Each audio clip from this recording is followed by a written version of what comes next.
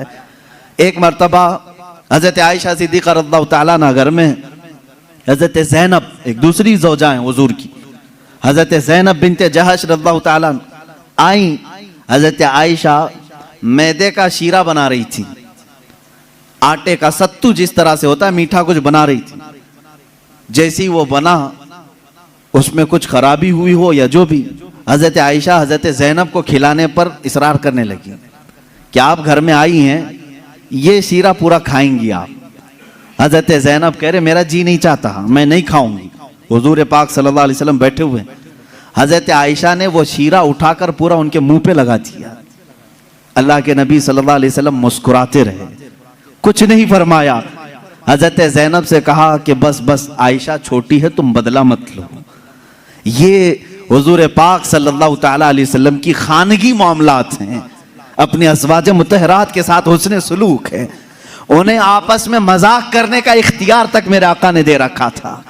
ये नहीं कि इतना टाइट करो कि हंसना भी मुश्किल हो जाए, इतना तुम उनके ऊपर सवार हो जाओ कि बात करना भी मुश्किल हो जाए। नहीं, रसूल पाक सल्लल्लाहु ताला अलैहि वसल्लम ने अपनी अज़वाज मुतहरात को एक खुशहाल जिंदगी गुजारने के घर इनायत फरमाए थे। आप अंदाजा कर सकते हैं, हर बीवी के लिए अलग मकान, हर ज़ौजा के लिए अलग मकान। हुजूर पाक सल्लल्लाहु ताला अलैहि वसल्लम की आदत मुबारका थी, हर खातून के पास बारी बारी तशरीफ ले जाते हैं, सबके पास बराबर का बराबर वक्त देते। हजरत आयशा और अल्लाह ताला ने उसमें सबसे छोटी उम्र के लिहाज से। मैं यही कह रहा हूं कि औरत को तरबियत देकर कामिल बनाना यह अखलाक रसूल है। हुजूर सल्लल्लाहु ताला अलैहि वसल्लम की सुन्नत पर अमल करना चाहते हो नौजवानों, पहले से ये समझ करके चलो। मेरे घर में जिनकी शादियां नहीं हुई उनके लिए कह रहा हूं, जिनकी हो चुकी उनके लिए भी पहले से जहन में ये बात फिट कर लो। मैं अगर शादी करने जा रहा हूं तो मेरे घर कोई ऐसी खातून आने वाली है जिसको हो सकता है बात करने में पूरा सीखी हुई ना हो, खाने पकाने के माहिर ना हो सकता है वो खानदानी मामलात को न समझे, मुझे हर एक चीज को उसे सिखाना होगा। तुम अगर पहले से ये सब चीजें जहन में रखोगे तो झगड़े और ना इत्तेफाकी की बात नहीं आई। तुम पहले से एक्सपेक्टेशन ये रख करके बैठे हो कि ये 7वें आसमान से सीख करके आई हुई है घर में, कभी कुछ बातचीत हो गई तो सीधे झट से यही कहा, क्या तुम्हारे अम्मा बाप ने यही सिखाया था? यही बात। और सास भी अपने बहू से यही कहती है, रोटी नहीं बने, अम्मा क्या सिखाई तेरी तुझको, अब तक क्या करती रही? मेरे अजीजों, रसूल पाक सल्लल्लाहु ताला अलैहि वसल्लम के पास हजरत आयशा जब आई, 9 साल की उम्र में थी, उनकी सहेलियां कहती हैं आटा गूंथते गूंथते वो सो जाती थी, उसी में सो जाती थी, रात हो जाती थी। हुजूर पाक सल्लल्लाहु ताला अलैहि वसल्लम ने एक दिन भी सख्ती नहीं फरमाई कि आयशा आटा गूंथते गूंथते सो गई, आटे में ही हाथ रह गए। हुजूर अकरम सल्लल्लाहु ताला अलैहि वसल्लम ने उन्हें महे कामिल बनाया।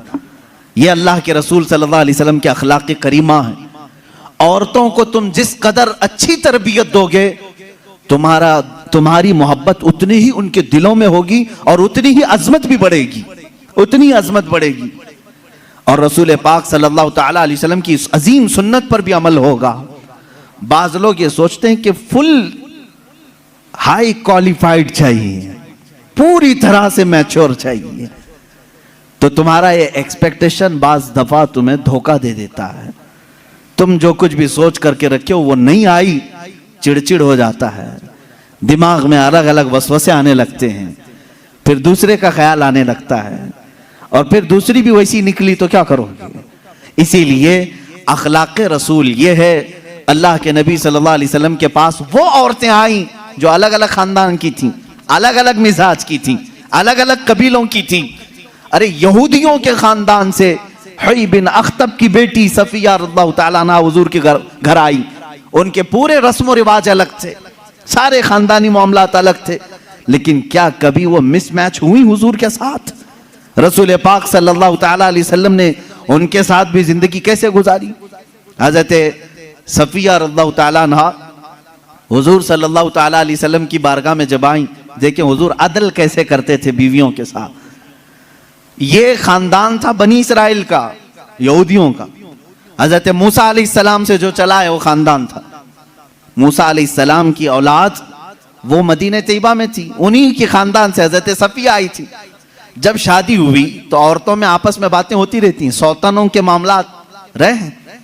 हुजूर की एक ज़ौजा हजरत आयशा हैं जिनके बाप सिद्दीक़ अकबर हैं। एक ज़ौजा हुजूर की हजरत हफ्सा हैं जिनके वालिद उमर इब्न खत्ताब हैं रदी अल्लाह ताला अन्हु। एक हजरत अबू बकर की बेटी हुजूर के निकाह में है, एक हजरत उमर की बेटी हुजूर के निकाह में। ये दोनों मिलती थी तो बड़ी लंबी बातें भी होती थी। खानदान एक था, इनके बीच में हजरत सफिया आ गई, अलग खानदान की, यहूदी खानदान से आई थी लेकिन हुजूर के निकाह में आई थी। हजरत सफिया को दोनों छेड़ने लगी। क्या कह करके कहा कि सफिया, हुई बिन अख्तब है ना तेरा बाप, यानी यहूदियों के एक कबीले का सरदार है। हजरत आयशा कहती है मेरे बाप तो सिद्दीक़ अकबर हैं। हजरत हफ्सा कहती है मेरे बाप तो उमर इब्न खत्ताब हैं जिनकी नेकियां हुजूर ने इस तरह फजीलतें बयान फरमाई। हजरत सफिया के दिल में थोड़ा सा वो लगा कि ये दोनों अपने अपने बाप पर फख्र कर रही। हुजूर पाक के हुजरे में आई, गमगीन थी। अल्लाह के नबी सल्लल्लाहु अलैहि वसल्लम ने पूछा सफिया क्या मामला है? कहा आयशा भी और हफ्सा भी ताना मार रही हैं। कहा क्या कहा उन्होंने? आयशा कहती है मेरे बाप अबू बकर हैं, हफ्सा कहती है मेरे बाप उमर हैं, तेरे बाप तो यहूदी खानदान का सरदार है। हुजूर ने फरमाया जाओ अब जवाब दो आयशा को भी और हफ्सा को भी। हुजूर सिखा रहे हजरत सफिया को। कहा क्या जवाब दूं? कहा जाके कहना मेरे बाप मूसा अलैहिस्सलाम हैं, मेरे चाचा हारून अलैहिस्सलाम हैं और मेरे शोहर मोहम्मद रसूलुल्लाह हैं। वो आई फख्र के साथ कहा मैं उस खानदान से हूं कि मेरे आबा व अजदाद में मेरे बाप मूसा अलैहिस्सलाम हैं, नबी हैं, और मेरे चाचा हारून अलैहिस्सलाम हैं, और मेरे शोहर का तो क्या कहना सैयदुल अंबिया है। हजरत आयशा और हजरत हफ्सा ने कहा जरूर ये रसूल पाक ने तुझे सिखाया होगा, ये बात तुझे हुजूर ने बताई होगी। ये घरेलू जिंदगी थी मेरे आका सल्लल्लाहु तआला अलैहि वसल्लम की। कभी इन लोगों, इन औरतों के दरमियान अगर कुछ बातें आ जाएं, हुजूर पाक इस तरह से उसे निकालते जैसे मैदे में से आटे को निकाल दिया जाए। कभी तकरार नहीं हो सकी, कभी झगड़े की नौबत नहीं आई। दो बीवियों वाला जानता है कि उसे संभालना कितना मुश्किल होता है। हाँ, एक अजीम जंग में वो उतरा होता है, एक तरफ इंडिया एक तरफ पाकिस्तान, बीच में बॉर्डर में वो खड़ा रहता है। एक हाथ इसके पास एक हाथ उसके पास, पता नहीं कौन सा टूटे कौन सा बचे। लेकिन अल्लाह के नबी सल्लल्लाहु तआला अलैहि वसल्लम 11 अज़वाज मुतहरात के साथ रहे और सबको बराबर इंसाफ के साथ रखा। कभी किसी खातून से कोई झगड़ा ये किसी हदीस में नहीं मिलता। हाँ, उनके दरमियान जो बातें होती थी वो तफरीह कल्ब के तौर पर होती, तफरीह कल्ब के तौर पर, दिल को बहलाने के तौर पर। अब आए मैं आपको बताता हूँ हुजूर की जिंदगी पाक में जो बीवियों का किरदार है। औरतें भी सुन रही होंगी, उन्हें ये मालूम होना चाहिए अपने शोहर की, यानी एक मर्द की दुनिया में सबसे बड़ी सपोर्टर उसकी बीवी होनी चाहिए। हर चीज में, उसके दुख में, उसके सुख में, उसकी खुशी और गम में, सब में औरत उसकी सपोर्टर बनकर रहे। हुजूर अकरम सल्लल्लाहु तआला अलैहि वसल्लम जब ऐलान नबुव्वत फरमाए हैं, हजरत खदीजा ईमान लाई, अपने माल से मदद किया, सारी चीजें की। जानते हैं जब हुजूर पाक ने हजरत खदीजा से निकाह किया, आपकी उम्र 25 साल थी, उनकी 40 साल। सैयदा खदीजतुल कुबरा रज़ियल्लाहु तआला अन्हा के साथ हुजूर सल्लल्लाहु अलैहि वसल्लम ने 25 साल गुजारे, 25 साल गुजारे। हुजूर की उम्र पाक 50 साल हो चुकी थी, हजरत खदीजा की उम्र 65 साल की हो चुकी थी। लेकिन इस बीच में रसूल करीम सल्लल्लाहु अलैहि वसल्लम ने कभी किसी दूसरी औरत से निकाह नहीं फरमाया।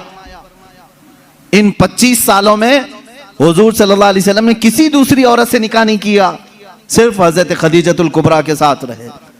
उसकी वजह यह थी कि ये औरत आम औरतों की तरह नहीं थी। हुजूर सल्लल्लाहु तआला अलैहि वसल्लम की ऐसी सपोर्टर कि रहती दुनिया तक उनके एहसानात पूरी उम्मत नहीं चुका सकती, पूरी उम्मत नहीं चुका सकती। हुजूर पाक सल्लल्लाहु तआला अलैहि वसल्लम जब मदीना तैयबा तशरीफ लाए, हजरत आयशा निकाह में आई थी। ये भी हदीस है हजरत आयशा की, कहते हैं हर बात पर हुजूर सल्लल्लाहु अलैहि वसल्लम खदीजा का जिक्र करते थे। हजरत आयशा कहती है कभी मुझे गैरत आती थी और मैं कहती थी कि सिर्फ आपकी एक ही बीवी है क्या हजरत खदीजा, हर बात में आप खदीजा का ही जिक्र करते हैं। हुजूर सल्लल्लाहु ताला अलैहि वसल्लम हजरत आयशा से कहते, आयशा हाँ वो उस बीवी की तरह कोई दुनिया में आ ही नहीं सकती, मैं उसका जिक्र हमेशा खैर के साथ करता रहूंगा। हजरत आयशा सिद्दीका जब कभी हजरत खदीजा के मुतालिक सवाल करती, मेरे आका फरमाते जब पूरे मक्का वालों ने मुझे झुटलाया था तो खदीजा ने अपनाया था, जब लोग मुझ पर सोशल बाइकाट कर चुके थे खदीजा ने अपना पूरा माल मुझ पर कुर्बान किया था, जब लोग हमें अपने घरों से दूर कर चुके थे तो खदीजा मेरे साथ दिन और रात रहा करती थी। हुजूर सल्लल्लाहु ताला अलैहि वसल्लम के लिए ये कैसी सपोर्टर थी जानते? गारे हिरा 3000 फीट ऊंची पहाड़ी आज भी मक्का में मौजूद है। मेरे आका सल्लल्लाहु ताला अलैहि वसल्लम अपनी इबादतों के लिए गारे हिरा जाते थे और वहां कभी कभार 2-2 दिन 3-3 दिन तक आप क़याम फरमाते।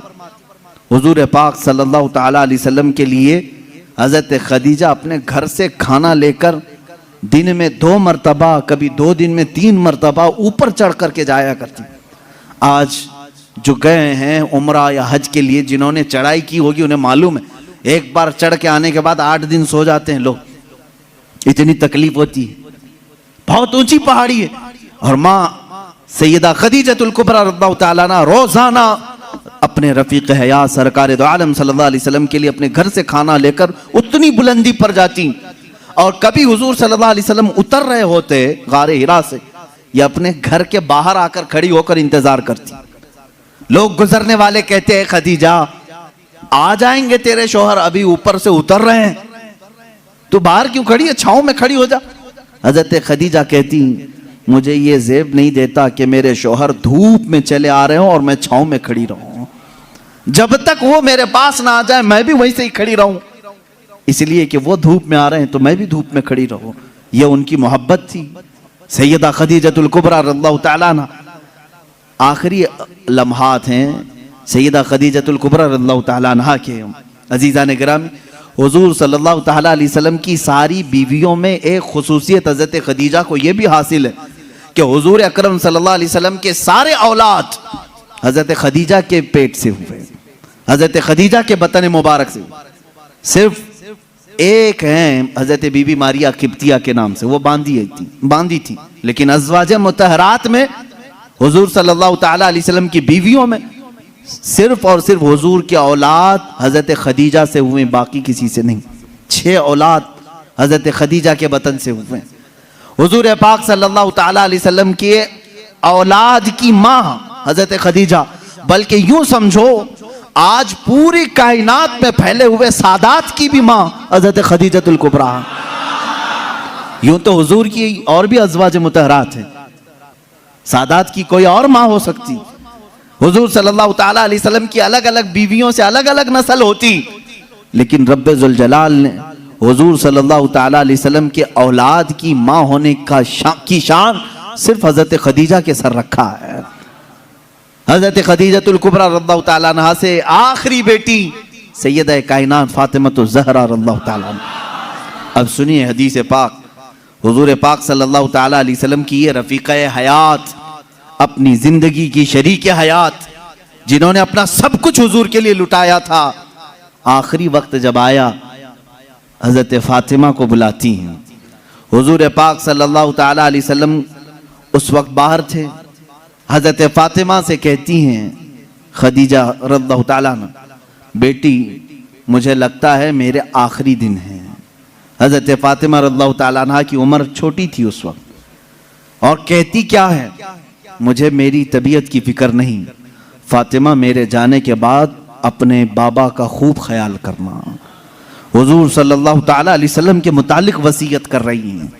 हज़रत फातिमा से कह रही, मैंने जिंदगी के हर लम्हे ये कोशिश करती रही कि रसूल पाक सल्लल्लाहु ताला अलैहि वसल्लम के दिल अक़दस पर एक हल्की खराश भी ना आने पाए।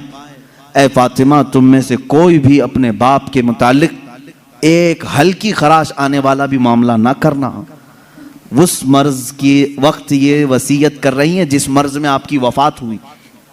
हज़रत खदीजा रज़ियल्लाहु ताला अन्हा और दुनिया की मालदार खातून थी, बड़ी मालदार थी मक्का की। लेकिन जानते हैं आखिर वक्त वसीयत क्या कर रही? हजरत फातिमा से कहती हैं, अब्बा जान से जाकर ये एक बात मेरी कह देना, अगर मेरी आंखें बंद हो गईं तो सिर्फ मुझे कब्र में उतारने के वक्त वो अपना जुब्बा या अपनी चादर मुझे देते हैं, बस वो अपनी चादर में लपेट कर मुझे दफन करें, इसके अलावा मुझे कोई और ख्वाहिश नहीं। हज़रत खदीजा की आखिरी वसीयत थी। हुजूर पाक सल्लल्लाहु ताला अलैहि वसल्लम की वो रफ़ीक़ा हयात जिन्होंने जिंदगी में हुजूर के हर कदम पर साथ दिया है, हर कदम पर। जब ये बात हज़रत फातिमा ने अपने वालिद गिरामी हुजूर सल्लल्लाहु अलैहि वसल्लम के पास आकर कहा, जानते हो मेरे आका ने क्या कहा? हज़रत खदीजा रज़ियल्लाहु ताला अन्हा की वफ़ात हो चुकी थी और उनको दफन किया गया हुजूर की चादर मुबारक में। हुजूर सल्लल्लाहु अलैहि वसल्लम ने खुद अपने हाथों से उनको कब्र में उतारा। जन्नतुल माला मक्का के कब्रिस्तान में वो आज भी आराम फरमाए। हज़रत फातिमा ने कहा, अब्बा अम्मा की सिर्फ ये ख्वाहिश थी, उन्होंने मुझसे कहा था, फातिमा बाबा से कह देना मेरे आखिरी वक्त अपनी चादर देकर मुझे दफन करें। मेरे आका की आंखों से बड़े बड़े आंसुओं के कतरे निकले। हुजूर फरमाते हैं, फातिमा गवाह हो जा, खदीजा ने मुझसे सिर्फ चादर मांगी, अगर वो मेरे जिस्म की चमड़ी मांगती तो भी मैं उतार के देता। अल्लाह के रसूल सल्लल्लाहु अलैहि वसल्लम ने फरमाया, अगर मेरा जिल्द वो मांगती, अगर मेरे जिस्म से वो मेरी जिल्द मांगती, वो भी मैं उसे उतार कर देता। हुजूर पाक सल्लल्लाहु अलैहि वसल्लम की बेइंतहा मोहब्बत थी इस रफ़ीक़े हयात के साथ। हत्ता के जिस साल हज़रत खदीजा की वफात हुई, वो पूरे साल का नाम हुजूर ने आमुल हुज़्न रखा, ये गमों का साल है। मेरे आका सल्लल्लाहु अलैहि वसल्लम बहुत गमगीन थे आपकी वफात पर। एक लाइफ पार्टनर दुनिया से चला जाए तो मेरे अजीजों वाकई दिल का सदमा है ये। लोग तो ये समझते हैं बीवी खेलने का नाम है, बीवी सिर्फ और सिर्फ मजे लेने का नाम है, एक मशीन का नाम है, अपने घरों के काम काज कराने वाली बांदियों का नाम है। ऐसा नहीं है, बल्कि तुम्हारा और उसका जिस्म जब मिलता है तो यूं समझ लो, अब जिस्म दो होंगे लेकिन जान एक हो जाती है। और वही हकीकी जिंदगी है।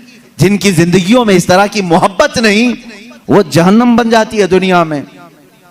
शोहर छोटी छोटी बात पर औरत के पीछे लगा हुआ है, औरत छोटी छोटी बात पर मर्द के सर पर चढ़ी हुई है। कौन सी खाक जिंदगी गुजार रहे हो? रसूल पाक सल्लल्लाहु ताला अलैहि वसल्लम ने आसमानों की खबर दी, हजरत खदीजा ने कबूल कर ली। यह और बात है कि वह अल्लाह के रसूल थे, उनकी हर बात तस्लीम करना जरूरी, लेकिन वो हमारे लिए नमूने अमल भी है। अल्लाह ने कुरान में हमारे लिए फरमाया, तुम्हारे लिए रसूल की जिंदगी सबसे बेहतरीन नमूना है, आइडियल है। औरतों को चाहिए कि वो माँ खदीजा के अखलाक को सीखें, अपने शौहर के साथ कहां कहां खड़ा होना चाहिए। और मर्दों को ये चाहिए कि अपनी बीवियों की मुआसात, उनकी गम के मुतालिक उनके हालात की खबरगिरी कैसे किया जाए। जब बीमार हो जाए औरत तो तुम्हारे ऊपर यह फर्ज है मेरे अजीज कि उसकी तीमारदारी करो। आज कितनी बुरी रस्म है, कितना बुरा रिवाज है। जैसे औरत बीमार हो जाए उसे भगा दिया जाए, जाओ अम्मा के पास, मायके में चली जाओ, जब ठीक ठाक होना तो आ जाना। तुमने उससे जो कबिलतू कहा था, निकाह में कबूल किया था, क्या सिर्फ अच्छी अच्छी चीजें कबूल किया था?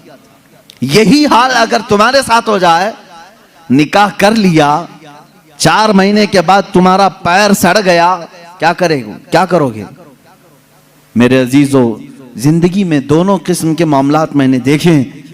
बाज वो औरतें हैं जो अपने मर्दों की माजूरी के जमाने में भी उनके साथ लगी रही और वो जन्नती औरतें हैं। और इसी तरह बाज वो मर्द हैं जिन्होंने औरतों की बीमारी में भी उनका साथ दिया। मैं जानता हूं ऐसे मामलात। मेरे सामने एक मामला ऐसा आया था जो दिल दहला देता है। मैं अक्सर बच्चों से कहा करता हूं, यह हकीकी वाकया है मेरे अजीज, चंद सालों पहले का हकीकी वाकया। शौहर और बीवी नई नई जिंदगी थी, शादी के बाद दोनों एक दूसरे से मोहब्बत करते थे, लेकिन अचानक बीवी को एक बीमारी शुरू हो गई। ऐसी बीमारी के चेहरे पर बुरे दाग आ गए, बड़ी बड़ी फुंसियां होती, फट जाती और जख्म हो रहा था, देखने की काबिल नहीं रह रही। एक दिन शोहर बाहर गया, एक्सीडेंट हो गया। शोहर गया, एक्सीडेंट हो गया, और उसके बाद वापस आया तो उसकी आंखें जा चुकी थी, नाबीना हो गया। उसको घर लाया, खातून उसकी तीमारदारी करती रही, इयादत करती रही। सही हो गया, लेकिन पकड़ करके चलाना पड़ता था। लेकिन बीवी की बीमारी ऐसी थी कि दिन ब दिन वो गलती जा रही थी, घटती जा रही थी, और वो दाग भी बढ़ते जा रहे थे। लेकिन उसके लिए एक खुशी ये थी कि शोहर उसे देख नहीं रहा है। औरतें तो यही चाहती हैं ना कि अगर मेरी बदनुमा कोई चीज हो तो कम से कम मेरे मर्द से छुपी रहे। तो उसे एक खुशी ये थी कि शोहर देख नहीं रहा है, आंखें जा चुकी हैं। इसी हालत में उसकी तकरीबन 2 साल या 3 साल गुजर गए। 2-3 साल के बाद औरत को डॉक्टरों ने कहा भी था कि ये बड़े खतरनाक मर्ज में है, इससे इलाज मुश्किल है, इसका इलाज मुश्किल है। 3 साल या करीब करीब इतने सालों में औरत की वफात हो गई, औरत इंतकाल कर गई, और लोगों ने जनाजा उठाया, दफन किया। मर्द जो था बड़ा गमगीन कि हाथ पकड़कर रोजाना उठाती थी, चलाती थी, फिराती थी, खिलाती थी, सब कुछ। जब जनाजा चला गया, लोग आए तो देखा कि मर्द खुद से अपने घर में अंदर जा रहा है, बर्तन ला रहा है, गिलास ला रहा है, खुद से सारे काम कर रहा है, कोई पकड़ने वाला नहीं, सब चीजें। मोहल्ले वालों ने पकड़ करके कहा, तुझे सब दिख रहा है? उसने कहा, मैं कभी अंधा हुआ ही नहीं था, मैं कभी अंधा हुआ ही नहीं था। 3 साल से तो सिर्फ मैंने अंधा होने का एक बहाना तलाश कर लिया था, सिर्फ इसलिए कि मेरी बीवी ये सोच रही थी कि मेरे चेहरे पर बदनुमा दाग है, मेरा शोहर मुझे कहीं छोड़ ना दे। मैंने उसकी फीलिंग को बरकरार रखने के लिए अंधे होने का नाटक किया था, और वो इस दुनिया से खुशी खुशी गई है।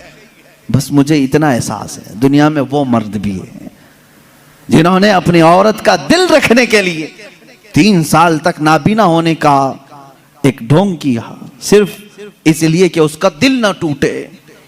बाज बीमारियां ऐसी होती हैं, उनसे तुम सरफे नजर कर लो, कतई नजर करो। और अगर तुमने सिर्फ खूबसूरती देख करके शादी की तो तुमने किसी नफ्स या किसी जान से नहीं निकाह किया, तुम तो सिर्फ और सिर्फ हुस्न से शादी की। यह हुस्न 4 दिन 5 दिन के बाद खत्म होगा, तुम्हारे तबीयत की और बहलाने की चीजें खत्म हो जाएंगी, तो फिर ना चाकी ना इत्तेफाकी बढ़ जाएगी। मोहब्बत जिस्म से नहीं, रूह से होती है। मोहब्बत उसके चेहरे के सपाट होने से नहीं, उसके अखलाक व किरदार से होती है। बहुत सारी औरतें वो हैं जिनकी आदत से तुम मोहब्बत करो, उनके अखलाक से मोहब्बत करो, उनके किरदार से मोहब्बत करो, फिर देखना उनका कालापन कभी तुम्हें एहसास भी नहीं दिलाएगा, कभी उनका भोंडापन भी तुम्हें एहसास नहीं दिलाएगा, अगर अखलाक की खूबसूरती उसके अंदर हो। ये मर्दों के लिए जरूरी है मेरे अजीजों।